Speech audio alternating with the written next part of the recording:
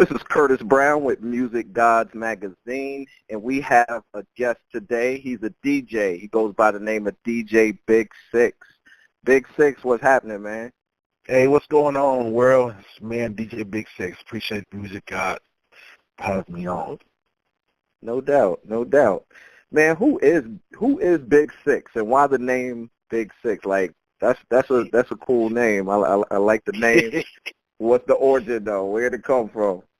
Yeah, my name comes from back in my college days, I used to go to the University of Tennessee, and this guy who was on the yard, we was,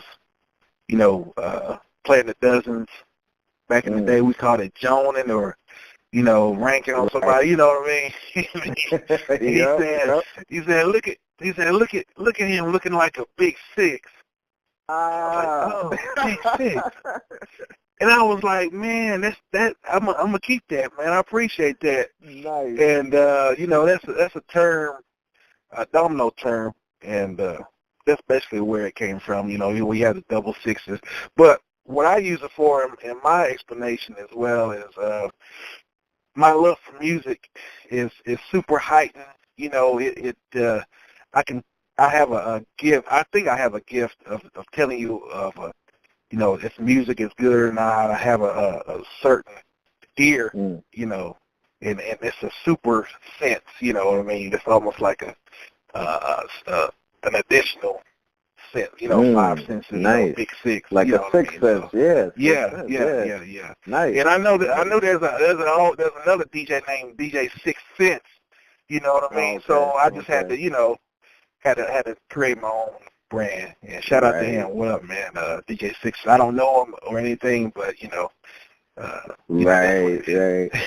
Man, I like it. It's funny how childhood things come back, and and it wound up working. Because like I said, it's a pretty cool name, man. I like it. Yeah, it works. So are you from Tennessee? Yeah, I'm actually from Oak Ridge, Tennessee. They call it the Atomic City, the Secret City. That's where they actually made the atomic bomb, Hiroshima and everything. And I was born and raised there, and grew up small town, small city, and the closest big city to it is Knoxville, Tennessee. Okay. Yeah, that's cool. Mm-hmm. Man, so all right, so what kind of DJing do you do? Do you do you blends? You do blends? Do you mix? Do you cut? Do you scratch? Yes, all the above. Right.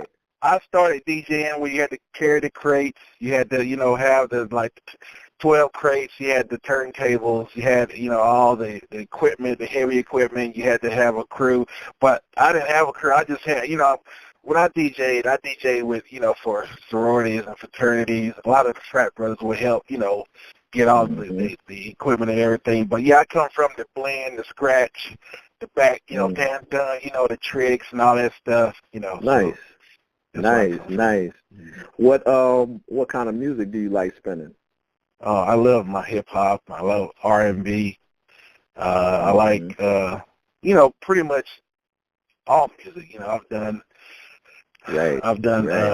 Latin wind before. I love that type of music. I like the calypso. I like all types of music. So what's your favorite? Oh, my hip hop. I love hip hop. I like the southern. I love southern crunk. I love that that Lil Jon feel. I like J. Cole. J. Cole is good. I like Big Sean, and of course the Migos are hot right now. Yeah, I like Big Sean, and that Migos song is blazing. Like that's probably what you probably play that when the club is packed, right? Or you probably play it like 3 or 4 times. Yeah, you have to. You got to. Yeah, I know how it is. I'll be in the club, and depending on how long I've been there, I might hear the hottest record 2 or 3 times. Right, so, right. You might bring play it back. A little. Yeah. You play it earlier in the night and then bring it back. Mm-hmm. That's right. Yeah, man. That's right. That's crazy. All right, cool. So do you have what's your method?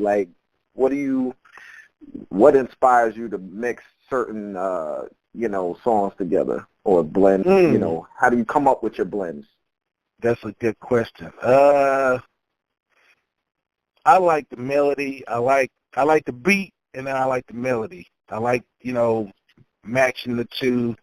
I like, I like for certain things to sound good. When I hear it and it sounds good to me, then that's when I go with, So I go by the feeling and what I hear, as Mm-hmm. far as, beat matching and stuff like that. If it builds if it builds up, or if it, and heightens the mood of the crowd, that's why I like to do that. Okay.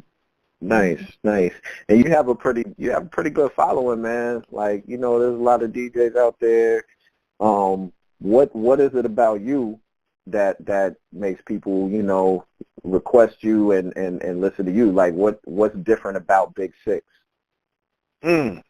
I hope that it's I can bring, a good feeling to the people, man, because that's what it's all about. The DJ is supposed to service the people, give the people what they want, but then give them something, a little sugar on top, as far as give them something new or bringing something new to the table.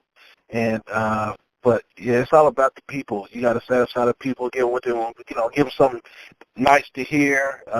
Right. And that's what I like to. That's what I like to do. Okay. Nice. Yeah. Nice. So where have you DJ'd? Like, name some of the spots you DJ'd at? Oh man. See, I've been DJing since 1992, so we can go. My graduation party. That was my first DJ gig. Mm-hmm. And then we can go to the Armory over there, to University of Tennessee Armory. I've did Okay. that. Okay. I've done the Electric Ballroom. I've done Club 106. I've done let's see. I've done a multitude of birthday parties and weddings. I've done Right. did a wedding down in New Orleans. I've done corporate events like at Nesbitt down in Birmingham, Alabama. Right. I've done a lot of AKA debutante balls in Knoxville, Tennessee. I've done Comcast Christmas parties. I've done those twice. So you've been in the streets and corporate and yes, DJ. That's awesome, man. You have to mix and match. You got to be able to do both. Yeah, switch it up. You're pretty versatile, I see. Mhm. Yeah, that's good, man. What name some of the highlights of your DJing career, man? Like what name a specific spot that you just remember. You go back to remembering that night that you killed the club. Oh man, that's a good question. I'm sure you have one. Yeah, I've got a couple. You had a Jordan. You had a Kobe Bryant 84-point night in the club. You know what I'm saying? Like, that night I was at such and such, I killed it. So what night was that? What club and what night was that? Well, I'll tell you. Think about it. It's got to be. I would say it's got to be at those fraternity parties, like okay, where you all night it was hit after hit after hit. It was everybody's sweating, everybody's nobody's fighting, everybody's having a good time, and it's been a lot of those frat parties to where you had that feeling of, man, this was it, and then everybody, it's like playing ball. I played basketball in high school, and it's almost like, man, you can get your thing, man, you just like have a good feeling. So, and then you have those, the pre-concerts like the Lil Waynes or the pre-concert Gucci Mane, done those, but those come few and far in between. But okay. But you've done some of those. Yeah, that's cool. Yeah. And what who have you worked with before? You worked with anybody? Well, back in '97, I actually worked with Puff Daddy on the Bad Boy tour. Wow. Help promote that was that No Way Out tour. That had to be big, man. That was his biggest album as an artist, Yeah, that was huge. That was huge. Man. Oh man. And of Wow, course, that's a big experience. Yep. yeah. That was like big. I met Busta Rhymes and Spiff Star. I met, I didn't actually meet Puff Daddy. Of course, he was, somewhere else. But right. yeah, I met a lot of people when they came Yeah. down. So yeah. Oh yeah, yeah. Bus. That's a good. That's good. He's definitely top notch. So that was a big event for you. That's cool. Oh yeah. What would be the ultimate place for you to play? Like, where would you love to spin at? Oh man, I would like to spin. So I've done a lot of boat rides as well, but like on a yacht or something like that. That's what I would like to do. Like it's almost like an exclusive type deal. Everybody dressed up. Everybody have tux. Suit and tie type ordeal. You know what I mean? Right. That would probably be the best. My fantasy gig would be something like that. Nice. Mm-hmm. Sure. What about the White House? I mean, well, we got Trump. But, who knows what you be playing? You might be spinning old Negro spirituals, boy. We talk about the White House, though. Now think about it. Now, wait. Let's be hypothetical. Right? I would love to have DJ. Yeah, I would have loved to DJ that Obama last party, but we're on the brink of new, Right. Yeah. I mean, now if Obama was in office, let's be hypothetical, that would be something you would probably love. Oh yeah, right? that would be, that would be star-studded right there, man. Right. Mm-hmm. That's funny, man. So, let me ask you this, man. Who's your favorite DJ? Who's your favorite? Who's your favorite DJ of all time? Let's go there. Well, I'm gonna say it's between, and it's almost like my first exposure to the actual mixtape DJ, which is DJ Cool, not Cool Herc, Cool DJ Red Alert. Red Alert. Uncle Red. I call him Uncle Red. Yeah. I actually have had a pretty good relationship with him in the past myself. Wow. He used to spin out here in Atlanta, but man, that's cool, man. So that's your all-time favorite for real? Yeah. But I could go with Funk Flex. I can go with Kid Capri. I could go with Jazzy Jeff. Really, Jazzy Jeff. He is the most up-to-date technician of DJing. So that's my favorite. Yeah, Jazzy Jeff. Yeah. Jazzy Jeff is my favorite because he did a lot of innovative, tricks and stuff before other DJs were doing it, Yeah. So for me, Jazzy Jeff and Scratch. DJ Scratch. Oh man, yeah, Scratch. Yeah, he the one that won. He won the DJ competition on the belt. Yep. Yeah. World Supremacy belt. Yep. Yeah. He sure did. Yeah. So we got so it's like 10 right there. Mm-hmm. We Okay. Nice. So you said you scratch too, though, right? I'm scratch pretty good with the tricks and everything. A little bit, I need to practice a little bit more. You know what I mean? I can do the bass. I can get, but as far as, with me, I like to be the best, and I'm a perfectionist, you know what I mean? I listen, I go back, I do a mix, I listen to it, and I hear where something, I hear it myself. A lot of people, they won't hear, but I catch, like when I listen to the radio, I catch when they, when they mess up or, I can hear it myself, Yeah, no doubt. With some doubt. You know what I mean? So, Yep. I do the scratching and the all that type of stuff. Yeah. Okay. So, you know what? It's crazy because, just to go back a little bit, you were saying that, you do corporate events and things of that nature. And, people like, you don't have to necessarily be world famous, to make a living off of this. Like, people are eating, off of this and making a career off of, DJing, and people just don't realize, how lucrative it is and how big it is. Yeah. So, like, let me ask you this. So, what would be your advice for somebody that has a passion for it, that's wanting to get started? They're just getting started DJing, and they want to get in the business. Like, I have a son, right? My son, he's young. He's 11, and he's on GarageBand and all that. He makes simple beats or whatever. But I see him growing and elevating, and this is something I know he wants to do. So, like, what would be your advice to anybody wanting to get in the business of DJing? Well, the first thing, you have to have the love for the music.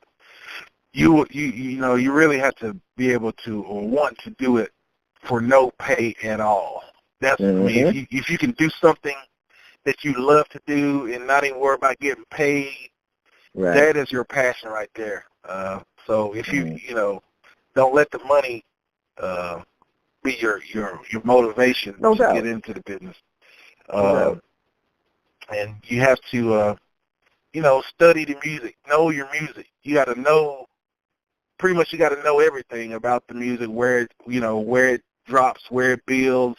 You got to pretty much know how to count. You got to just know the basic fundamentals of music itself, like the intro, the verse, the chorus, then the verse again. And you got to know, you got to be quick on your feet. You got to be ready at all times. Definitely. You can't let the pressure get to you, because if that happens, then the music drops out, and then everybody's like, "Boo, the DJ!" So you gotta be ready. You can mess up everybody's night. Exactly. Yeah. You gotta be ready. To deal with the pressures of it. Yeah. So especially when you're dealing with weddings, you gotta be able to know how to talk to the wedding coordinators. You gotta be able to communicate. Be effective communicator. You got to be able to take care of your business, have paperwork ready, have your contracts ready. It's a lot of stuff. You are dropping some jewels, though, that a lot of people don't really even think about. Yeah. That's why I said it's the music business. You got to take care of business first.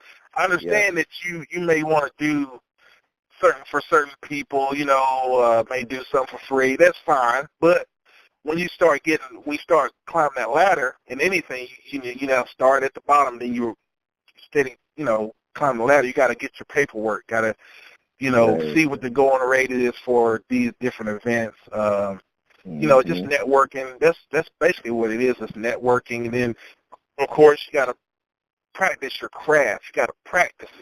You got to, I come from the part where you did a mixtape, you may get to about 26 minutes, or depending on what's on the tape, you have 30 minutes per side or 45 minutes per side. Right. You get to the last minute, you mess up, you have to start all over. You know what I mean? So you got to be able to you got to be able to deal with those types of things. But now it's real easy. Awesome. You can get the Serato, get a controller and stuff like that, and get your library built up. And you came from the analog age, into the digital. Yeah, there's nothing wrong. You know what? And it took me a while to get into the analog. I believe I got my Serato in 2009, so I'm just now getting comfortable with the control, the digital, everything digital. Yep. But it's I would definitely advise the younger ones, learn the history of it, learn how to blend, how to mix, because a lot of times the new guys, they're not doing any mixing anymore. They're not doing any blending. They're just doing, they'll hit that foghorn and put play Put the next track song, on. and it's not nothing like, what is this? Like, They're messing the art. like, what is they're this? not adding to the art by doing that. Nah, I feel you with that. I feel you I'm with like, that. I'm like, what is going on? Right. They need to study, man. They need to go back and listen to some blend tapes, some Kid Capri, some Kid Capri. What's his name? Grandmaster Flash. Yeah, even Clue back in the day. Clue. Yeah, most definitely. Wow. DJ study Holiday. the art. Well, that's real old, but yeah. Yeah. The art. Yeah, man. That's cool. Awesome. So, do you have any projects coming up? You have anything coming up? Yeah, I've got my artist. His name is Tennessee Rich. Tennessee Rich. He used to go by Daddy Rich, but it was already taken. I heard somebody had that name. Rich before. I was about to say. Yeah. But we decided to change it to Tennessee Rich. Tennessee Rich. Okay. We got a lot of big stuff coming up. I've got I'm affiliated with a lot of DJ crews like Empire DJs, Truth DJs, the World of DJs, and I own my own DJ crew. It's called the Whip Your Work DJs. So, say that again. Whip Your Work DJs. Okay. Yeah, Whip Your Work DJs. So we got a lot of stuff in the pipeline right now, and I love it. We're dealing with a lot of artists and artist development. I also offer CD duplications. For any artists that want to get their music out to people. A lot of people think that CDs are dead, but they're really not. They're not dead, not yet. But everything is digital. But yeah, it's a good way. It's a dying. Yeah, it is. But it is dying. That still buy CDs. There's you still have a market for that. Right. And you can we can offer those services as well. But yep. Okay, cool. Yeah. Where do you see yourself taking this? Like, are you trying to go next level with it? Like, where do you see yourself? I see myself in the music business. This is my 25th year of doing it as far as DJing. I want to see myself. You had a silver anniversary. Congrats. Yeah, most definitely. Yeah. I want to be able to get in the music business as far as artist development and helping build artists and being an executive with my company as far as promotions and performance and stuff like that. So that's where I see myself in the next 5 years. Yeah. Man, that's awesome, man. That's awesome. Man, I appreciate you stopping by Music Gawds magazine and just giving us some knowledge, too. Like, there's some things I didn't, realize or didn't even really think about that goes into what you do, Oh, yeah. So that's definitely, we appreciate that, man. So let the people know. Let the people know where to find you. Yeah, you can hit me on the website. It's at www.djbig6.com, and all my socials are at DJ Big6, Instagram, Twitter, on Facebook. I'm not on Snapchat. I don't, I really don't do Snapchat, but you know what I mean. But you can find me. I'm easy to find. Okay. My email is djbig6@gmail.com. So if anybody, any artists want to shoot me some songs or whatever, I'll check them out and give you a little bit of feedback. Fantastic, man. We appreciate you stopping by Music Gawds magazine. Most definitely. I appreciate you all having me. What's up, world? It's your man, DJ Big6. I want to give a big shout-out to Music Gawds magazine. I appreciate you. Go ahead and do your thing. 1.